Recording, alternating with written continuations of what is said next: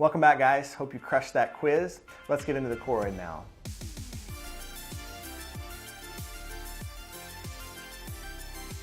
I'm not gonna lie, guys, this stuff is awesome. This is really, really fun. We're gonna tie in the anatomy of the choroid and show you some physiology at the same time, and I'm gonna tie it into disease because it's impossible for me not to break down this anatomy and show you more relevance, because if I just showed you the anatomy, you'd be bored and want to die. So we're gonna tie in the disease, like AMD is gonna be in here, like angioid streaks, right? Like Best disease. You're gonna see how all this stuff can affect this anatomy, right? Which this is why, by the way, I expect this to get drilled on the test. Again, we have no idea what they're gonna ask. I think this is big time though, because in the United States, the number one reason why someone will go blind in our country is because of a break in what? A break in Bruch's membrane, right? And that's part of the choroid, obviously. So let's break this down. This is huge stuff for your career, not obviously just for the test.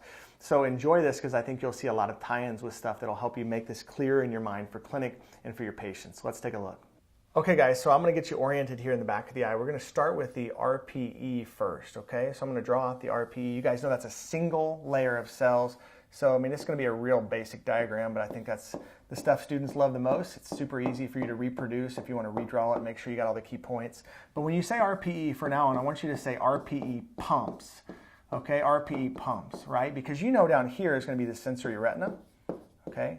The sensory retina is going to shed their outer segment photoreceptors. The RPE is going to phagocytose that, right, and send it over to the choroid, right?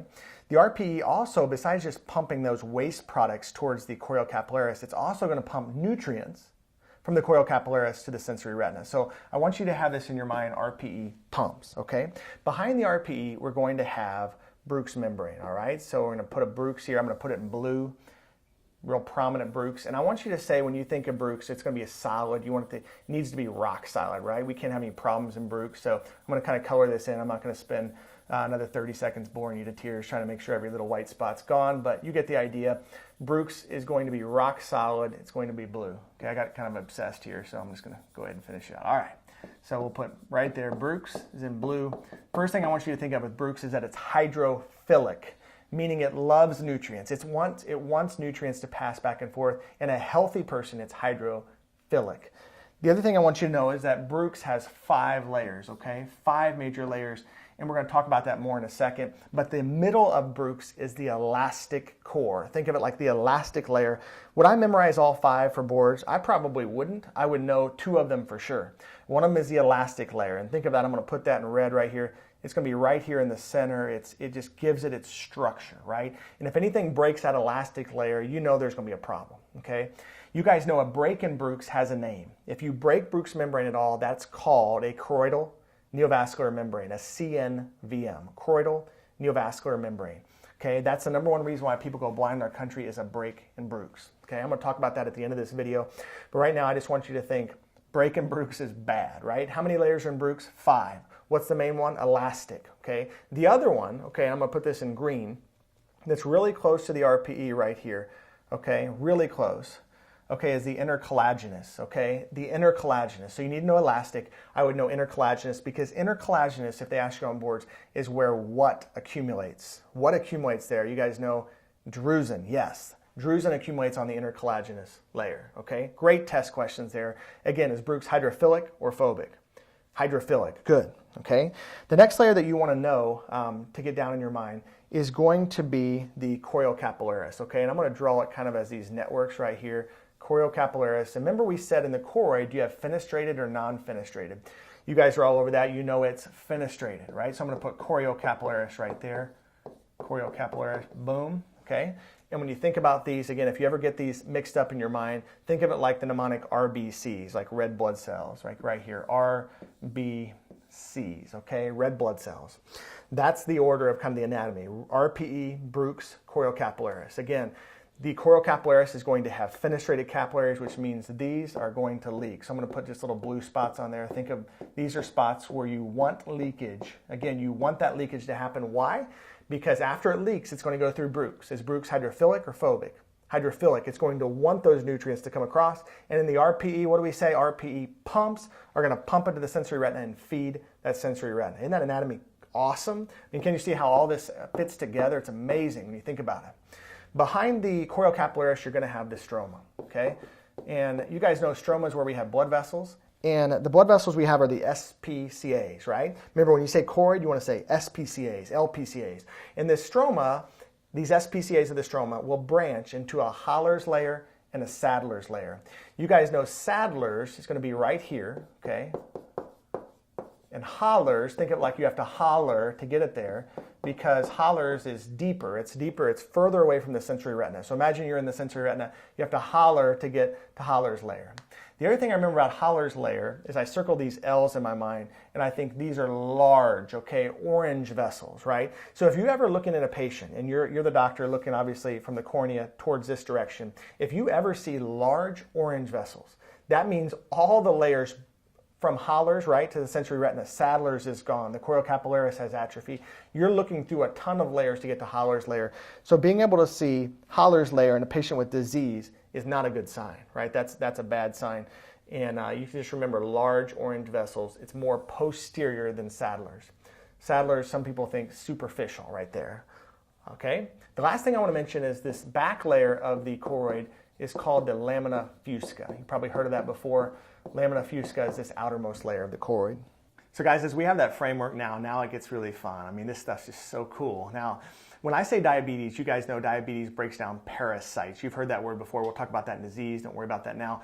But bottom line is, you know, parasites are the endothelial foot plates, right, in the sensory retina, right? So when you think about that picture and what does diabetes do to that picture, it's going to break down the blood-retinal barrier, right? Where's the blood-retinal barrier? Well, if you look at that picture, blood-retinal barrier is going to be in between RPE cells, right? And that's going to limit the amount of fluid, big cells, from getting across from the choriocapillaris into the sensory retina. So if you want to sketch those in between RPE cells, you're going to have little blockades there, tight junctions, right? Remember, blood aqueous, blood-retinal barrier is all about tight junctions, right? What's the other word for tight junctions? A little histology here.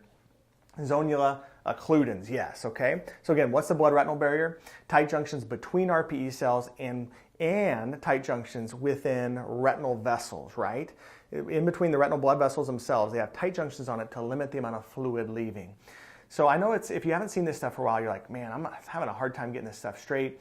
When you think of blood-retinal barrier, though, make it easy. It's a barrier that keeps blood out of the retina. So where are there threats to getting blood in the retina? Well, number one is the actual blood vessels themselves in the retina, boom. Number two is going to be the blood, the red blood cells in the choriocapillaris, right? We don't want those to cross. So Bruch's membrane is going to help with that, but mainly those tight junctions in between RPE cells, right? So if they ask you on boards, what's the blood-retinal barrier, you're going to say tight junctions, and those two places. Do not on boards put Bruch's membrane. Bruch's membrane is not part of the blood-retinal barrier. Okay, if I say blood aqueous barrier, you're going to say tight junctions in 3 places, right? Okay, so there's diabetes. It's going to break down, again, the blood-retinal barrier. By definition, that is the definition of diabetes, a condition that breaks down the blood-retinal barrier. When you look at that picture, I hope you can picture very clearly how the blood could get to the retina and how those tight junctions limit the threat of blood getting into the retina. Remember, blood is toxic to the retina, not good, okay? The other thing I want to hit on with that's really cool is think about a patient who has too much accumulation of drusen, right? So obviously like a dry AMD patient, for example. When you think about that, what's happening? Well, drusen are accumulating on the, what layer of the Bruch's membrane? The intercollagenous, yes. And when that happens, it's causing Bruch's to be converted from being hydrophilic to hydrophobic. Now, if that's not kind of a light bulb moment, I want it to be right now, because if Bruch's membrane is hydrophobic, that means as nutrients want to cross over, it's not going to allow it, right? That's a huge problem. And so when you think about that naturally, that is why, right, there's something called AREDS, right? The AREDS formula, because what does AREDS consist of? Nutrients. Which ones? Pick 4 in your margin. You ready? See if you can list 4 antioxidants or against free radical, right, types of vitamins that you could find in AREDS. It's going to be vitamins A, C, E, right, ACE, and zinc, right? That's what's going to be found in AREDS to help protect against free radical scavengers, right? Not free radical scavengers, but to protect against free radicals, okay? So bottom line is you're trying to make this area that's not getting nutrients. Why? Because drusen have accumulated on it, making it hydrophobic. You need to get nutrients to that area. That's why you have, right, these nutritional supplements. Isn't that cool? So when you think about that, that's the big picture with what's going on in that anatomy. Remember, RPE pumps. You want to think choroid capillaris has all the nutrients. It's wanting to feed it. How does it feed it? Through fenestrations, right? We need that RPE to pump across that membrane, right? And to allow that to feed the outer retina. Last but not least, guys, when you think of a break in Bruch's, we're going to talk about this later on, but macular degeneration, wet AMD, right, is not necessarily just a nutrition problem, right? It's a bigger issue of having a break in Bruch's. By definition, wet AMD or exudative AMD is a break in Bruch's membrane, right? And you're going to learn as we get into disease later on that AMD is not the only condition that can cause a break in Bruch's membrane, right? There's actually going to be 6 conditions that do that, right? And if you want to write these in your margin, you can now. But I'm going to list them off quickly because I know you can rewind this as many times as you want. But those conditions are going to be, they spell out a mnemonic called CH, like championship, CH BALA, CH BALA. The C is choroidal rupture, which happens in patients with trauma, choroidal rupture. The H is going to be histoplasmosis, okay? The B is going to be Best disease. The A is AMD, wet AMD, right? The L is lacquer cracks, okay? And last but not least, the last A is going to be angioid streaks, okay? So when you think about that CH BALA, those 6 conditions, the thing I want to be true about all of them in your mind is, okay, they can all go in one bucket in my mind, a happy bucket in my mind, and all 6 of these conditions have one thing in common. The one thing they have in common is that all of them result from a break in Bruch's membrane, okay? And this is where I just get super pumped because this is a fun part of disease. I know you guys will really enjoy this as you dig into it. The question you want to ask about each one of those 6, as you have them on your page right there in one bucket in your mind, okay? Because when I was in school, I learned each one of them individually, right? Now you can put them all together, and every one of those, for example, can cause a break in Bruch's membrane, right? Which is a choroidal neovascular membrane. And you're going to learn in disease that there's several different types of choroidal neovascular membranes. Like, for example, if I said a PED, right, a pigment epithelial detachment, right, many of you guys have heard of that, and you've heard of it in the context of macular degeneration can cause PEDs. Well, guess what? If they ask you on boards, which of the following conditions can cause a PED, all 6 of those would be an answer because they all cause a break in Bruch's. Isn't that cool? Right? So the thing I want to reinforce right now is as you think of these 6 conditions, the question you want to ask as you go through each one of them that's like super high level and awesome is you want to ask with each one of those conditions, why do you get the break in Bruch's? For example, choroidal rupture, why? Trauma. Nails Bruch's membrane, right, and ruptures. It's trauma to the choroid. What if I asked you about histoplasmosis? Well, I'm going to tell you later on if there's one word you get about histo in your mind. If you only get one word for histo on the test, you want to know choroiditis. Choroiditis. Why is that?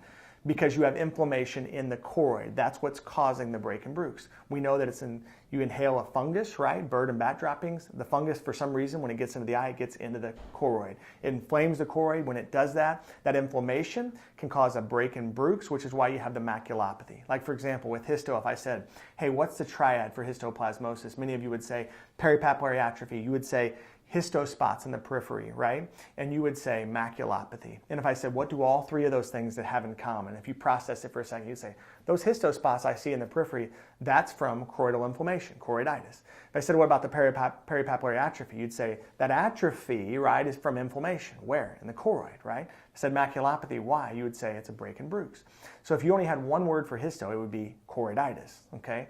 If we got into Best disease, right, you would see that's an RPE problem, right, that ends up translating to a problem where you get all this accumulation of lipofuscin, right? That lipofuscin ends up breaking down Bruch's membrane. That's why when these patients are in their 50s, I'm going to tell you later on, Best disease is the best macular dystrophy to have, ...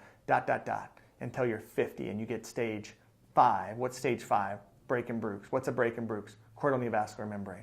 Next one's AMD, right? There's a lot of different causative factors for AMD. Bottom line is whether it's free radicals, right, from the sun, whether it's a nutrition issue, bottom line is you end up with a break in Bruch's. Next one's lacquer cracks, right? Lacquer cracks, when you think about that, I want you to think lacquer cracks, high myope, right? You have a patient who has really high myope. You know that a high myope has chances of getting tears in the retinal periphery, right? Because you know that their axial length, it's stretching the back of the eye, right? So it's taking this retina right here and it's stretching it, right? When you stretch that, you can end up with a tear in the peripheral retina. But guess what else is stretching? When you stretch that, you're also stretching right here in Bruch's membrane, okay? And that stretch at Bruch's membrane can cause it to buckle and you end up with a tear. Last but not least, guys, is angioid streaks. And every time you think of angioid streaks, I want you to think Pepsi, right? Because the P of Pepsi, that's the main conditions. The P of Pepsi, right, is pseudoxanthoma elasticum, right? That's a condition that it damages the elastic core of Bruch's membrane. Isn't that cool? I mean, come on, it's awesome, right? So CH Bala are 6 conditions that cause a break in Bruch's. Guys, I hope that was helpful. Go dominate the rest of your content as you dive back into this, and we'll move on to the next section.